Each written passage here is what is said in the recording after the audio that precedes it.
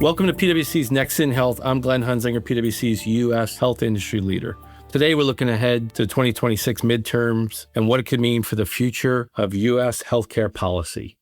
The key question we're going to get into is this just another cycle? I think we're entering a really unique period where it's not a single direction of U.S. healthcare policy. Rather, it's kind of a complicated set of forces across Washington, states, and the markets. And ultimately, that just leads to making strategy harder than ever for folks operating in that space. So as we get throughout this session, we're going to talk about what are the key topics of the midterm election, why it matters, how folks are going to think about strategy there, and really get into the crux of some of the challenges. Joining me today is Phil Sclafani, who's a principal in our pharmaceutical and life science practice, and Kelly Griffin, who leads PwC's Health Policy Intelligence Institute.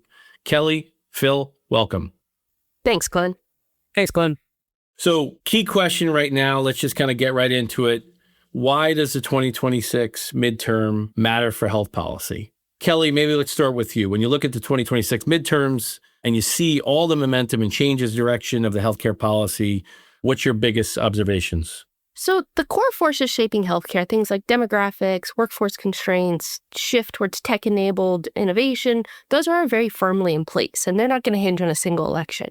But what election does influence is things like how quickly actions move in the industry, what issues receive attention from the public and from the government, and where friction shows up operationally. So that can be through regulation, through enforcement priorities, or funding decisions. So it's less about quick or sweeping reform, but the elections will tell us where the operating environment is headed and where the risks are. This allows organizations to identify gaps for value creation. So Kelly, those are good points there. Obviously, the story is, there is broader reset happening, but it's really just this continuation of change and ultimately where we see that going. If you had to boil it down to a couple of really key themes you're seeing from a regulatory standpoint, just maybe hit on that as to what you think the most important things for listeners to think about. I think there are three key themes that really matter most at this point. It's affordability, transparency, and the shift towards state-level action. So start with affordability, thinking about total cost of care. These are firmly at the center of the voter agenda. We're likely to hear quite a lot from Senate candidates, as well as from Democratic House candidates on this topic. And many current policy debates right now ultimately are tracing back to the pressure to rein in spending. It increasingly shows up in very practical ways: tighter reimbursement, scrutiny of utilization, all the policies around drug pricing, and generally more pressure to demonstrate value across the care continuum. And then second, the idea of keeping your eye on transparency. This goes along with increasing consumer expectations. Stakeholders, including the government, want clear answers on what things cost, why, and who's accountable. This is increasingly shaping both market behavior as well as regulatory oversight. And then the third would really be that shift towards state-level action. As the federal government leans into a deregulatory agenda and cost control, we're seeing more variation in how policy is applied at the state level, and this can create a fragmented landscape. And there's no doubt, Kelly, I think everything we're seeing, as we've spoken about in our broader view of where the future of healthcare goes, we've got sort of these challenges of affordability, access. We spoke about, for the U.S. perspective, it's $5 trillion in cost, growing at 8%. And we're dealing with sort of a health world of barbells. We have exceptionally innovative stuff, life-changing medicine, healthcare that's never been better, yet there's still friction in the industry. And so we see policy changing and really trying to get after those underlying forces. But Phil, maybe as we bring that to life, let's get practical. What are you seeing and how do you start to advise clients on that path forward? Yeah, I guess I'd start with, Glenn, this is probably the most dynamic time of change in U.S. healthcare in the past 20, 30 years or so across legislation, policy, new models like direct-to-patient and direct-to-consumer engagement. And despite these big changes at a macro level, you hit the nail on the head. We're continuing to see not just rising, but accelerating healthcare cost increases and affordability challenges. And that's even with efforts like OBA and federal and state policy changes and market-driven efforts. We're still expecting another year of 8-9% or more medical cost inflation, with just not many more levers left to pull, right? So there are bigger efforts around outcomes-driven and value-based care models that many across the industry are looking at it. The government and CMS and others are looking at reimbursement models to incentivize more remote and digital care. We've seen the delinking revenue models from high list prices and rebates and fees and things like that on the payer and pharmacy side. And across, I'd say, multiple sectors, we see the healthcare value chain looking for convergence and how can we come together. And despite that, nothing really promises to bend the cost curve in the near term. So for now, these increased costs and affordability challenges are driving a lot of work and efforts around drug pricing, scrutiny on the vertically integrated model and how that should adapt, how to optimize healthcare services and things like hospital billing and revenue cycle, really hitting pretty much every sector of healthcare, whether it's health plans, PBMs, employers, the payer and cost side, all the way through providers, pharma, and patients. I think, Phil, you just covered a lot of topics for people to think about. And I think you're right. I think everybody knows the direction of travel has to be more personalized, less costly, less friction, just a better experience for patients. And I think along that journey is obviously we've spoken about companies are building muscles to deal with the changing regulatory landscape that sort of allows them to operate in the short term in order to get to the long term. So that's setting the scene up a lot for people to think about. So Phil, obviously a ton of change going on. What decisions are you seeing that are sort of drastically causing people to make the changes now faster? And where are you seeing people being cautious? Yeah, I've probably shared on this podcast before my belief that healthcare moves at a glacial pace, especially here in the US, and the past year has certainly proven me wrong there. We are seeing big, fast changes across the industry. Pharma companies are transforming their portfolios and pipelines to better align to the realities of the Inflation Reduction Act and CMS drug negotiation. 16 have made deals with the federal government involving most favored nations pricing and tariffs exemptions and priority review vouchers and coverage for obesity and Medicare and more. They're creating new direct-to-patient models that have significant volume going through them, that investing tens of billions in domestic production and supply chains all at the same time. And that's just pharma. Payers and PBMs are being driven to change historic rebate and fee-driven models that have existed for the past 20, 30 years into more full pass-through, transparent, FMV cost-driven models. And we might actually be seeing employers move away from the current model of the highest rebate guarantee usually wins. On the provider side, hospitals and other providers are facing huge economic pressures from the cutback in Medicaid spending and insured lives on exchanges, and really looking to amplify like what service lines can they drive more profit from and where can they cut costs elsewhere. In parallel, for better or worse, this is basically frozen large-scale M&A. So the focus really across the sector has been on organic growth and trying to consolidate and save costs where possible. So despite all that, though, Glenn, there's optimism in the market. Companies are going through a wave of increased discipline around capital allocation, cost structure, SG&A. I think there's a sense that AI has moved from experiments to kind of like, how lucky are we that AI is bursting on the scene now as we're facing all these headwinds? So these changes, coupled with AI and technology, are fueling broader partnerships, an ecosystem of changes that's coming across here. And it's not even just within healthcare. We're seeing big tech get involved, retail, consumers, industrial companies that just weren't possible before. So I think we're seeing this big wave of different capital allocation, costs, strategic restructuring, and changes of strategy, and facing the reality that these big changes aren't going away. So we're going to have to embrace uncertainty and act decisively.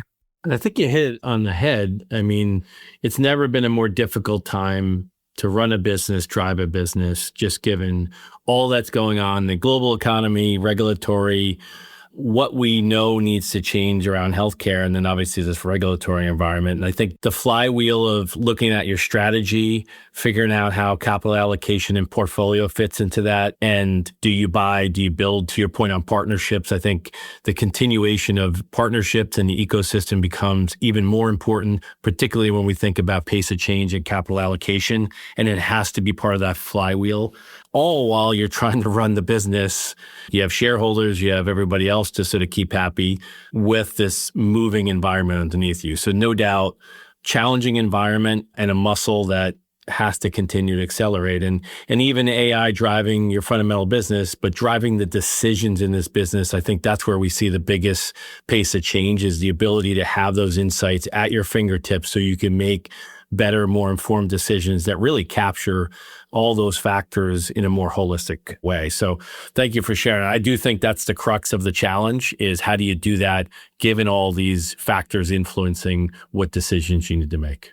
Kelly, as we go into this idea of this story, which is fragmented, if you will, and we shift away from this federal, what does it look like to organizations in operating? In practical terms, as the federal government steps back from prescriptive national standards and focuses more on cost control and program integrity, the responsibility for program design ends up shifting to the states. And this is especially true with things like Medicaid and coverage rules. And this ends up giving us the more variation, increase in variation across markets. But at the same time, consumers are also playing a larger role through expanded plan choice, digital engagement, and this shifts risk towards retention, experience, cost competitiveness. So on top of policy compliance and program integrity, this has to be kept in mind. For healthcare organizations, the risk then is more distributed, more geographically dependent, and the advantage comes from both regulatory intelligence and smooth execution. There's a need for flexible operating models that are built to perform consistently amid all of this state-level variation rather than within a uniform national standard. So, Phil, we talk about this often, which is depending upon where you are in the health ecosystem, whether you're a drug provider or you're trying to service patients in an acute setting, certain things matter in a different way for you. You had a national playbook. Now you feel the emergence of states and some of the funding there. What do you think healthcare leaders are thinking about? Where are they overestimating, underestimating, and how do they navigate what this all means? No, it's a great question, Glenn. I think every company in the sector is taking policy and federal and state requirements that are popping up all over the country very seriously and making changes to protect their business now. These laws and policies are happening quickly. They're popping up quickly. They're making it to law quickly, have relatively short implementation times. So there's a lot of effort behind making sure compliant, transaction, and shifting revenue models and profit pools where needed. I think there is the right level of focus on what this means for each sector's business models and all that. I think if there's a place where there might be some underestimating, it's actually how do you manage this very regulated business and reporting requirements with a patchwork of differences by states, differences by business activities, and knowing all that will continue to change. I mean, just keeping up with fulfilling licenses as a PBM or pharmacy or distributor, filing reports, maintaining compliance is going to be a big burden in heavily regulated industries here. On the other side, I think folks are probably overestimating a little bit the time that it will actually take to innovate and transform business models and form some of these new meaningful partnerships. And I get it. These are things that have historically been very hard, and there's probably a bias to not further disrupting the business based on what's going on. But again, I think we're seeing kind of a new definition of speed and scale here powered by technology and AI. Like anything else, there's a distribution of companies making investments to lead in some of these spaces, and it's probably less than 5% of companies in a sector that are really out ahead and taking the lead in this early wave of the tech and AI revolution here. So in a space like pharma, that's 2 or 3 companies embracing change out of the 150 or so. For the rest, outside of those two, there's probably some overestimation of the effort that it's going to take and maybe a little bit overprotection of today's business model. For those that's leading, I mean, we're seeing it. They're announcing in the news new partnerships and new AI models and new discoveries. I think the good news for all is the pace of adoption is picking up so quickly. It's moved from experimentation to rapidly implementing and adopting, and there is time to catch up for those that start to move faster now. So Phil and Kelly, let's kind of bring this home, right? We set an environment where healthcare is changing. You got external factors, tough to operate. If healthcare executives are listening, and we all agree that we've got this uncertainty and complexity, what are the 1 to 2 moves you think everybody should prioritize in the next 6 to 12 months? Maybe Kelly, let's start with you. For me, 2 priorities really stand out. First, it's about staying closely connected to both federal and state developments, and importantly, making that intelligence actionable. Competitive advantage now depends on intelligence that not just notifies you of change, but shapes decisions.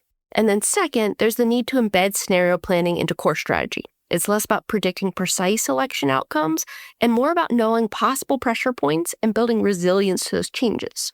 Ultimately, there's a need to be able to operate under multiple enforcement and funding scenarios without disruption to performance. So taken together, the organizations that pull ahead in my mind will be those that invest in strong policy intelligence, focusing on impact, and those that are able to turn that intelligence to design operating models which flex as conditions change instead of reacting after the fact.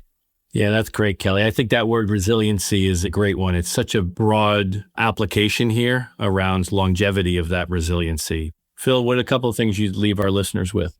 Yeah, I think 2 or 3 things. The prereq for everyone in each sector here is really how do I want to realign value towards what's valued now? Incentive models are changing across the industry. For pharma, it's being able to show growing pipelines and a clear portfolio strategy and being probably less rewarded for on-market current portfolios, but showing the clear growth plan and playing in the right spaces. Payers and PBMs are facing the challenge of shifting from rebate and fee and list price-driven models. For providers and the different partnerships, it's being able to demonstrate greater impact on outcomes and what's valued there. I think for capabilities, and this kind of relates to Kelly's point, it's really building new capabilities to operate in a much more fragmented environment at a hyper-local level. It's not that patients and consumers are coming to you, it's going out to meet them where they are. Being a provider in the country or globe with a single model just isn't going to work in virtually any area of healthcare at this point. And then lastly, I'd highlight probably a mindset or approach to business, but embracing change and getting comfortable acting in an uncertain world, at least for the next 3 years or so here. Yeah, that includes refocusing products and services to the areas that you probably feel are most stable and protected, but really getting comfortable making decisions with half or less of the information. And some of these are big bets with limited information. That's probably the near-term foreseeable future for most of us here.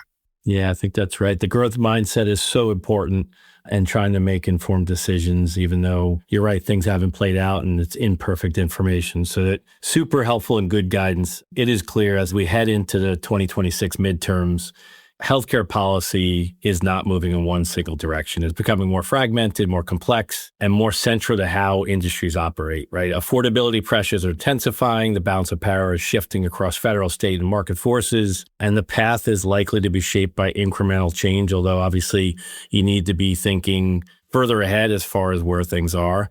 And as you've all said, for healthcare leaders, don't wait for policy to come about to have clarity. Build strategies that can work in a world of uncertainty. So hopefully those listening, you feel there's some good guidance around set your path, set your direction, have some resiliency, get a growth mindset, and make decisions that enable you to move the organization forward and our world of health forward.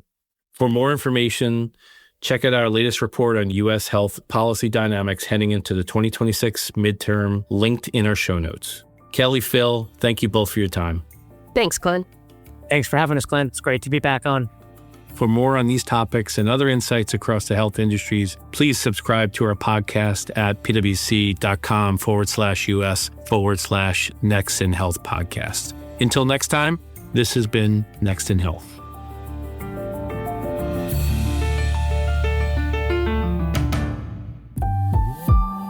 This podcast is brought to you by PwC, all rights reserved. PwC refers to the U.S. member firm or one of its subsidiaries or affiliates, and may sometimes refer to the PwC network. Each member firm is a separate legal entity. Please see www.pwc.com/structure for further details. This podcast is for general information purposes only and should not be used as a substitute for consultation with professional advisors.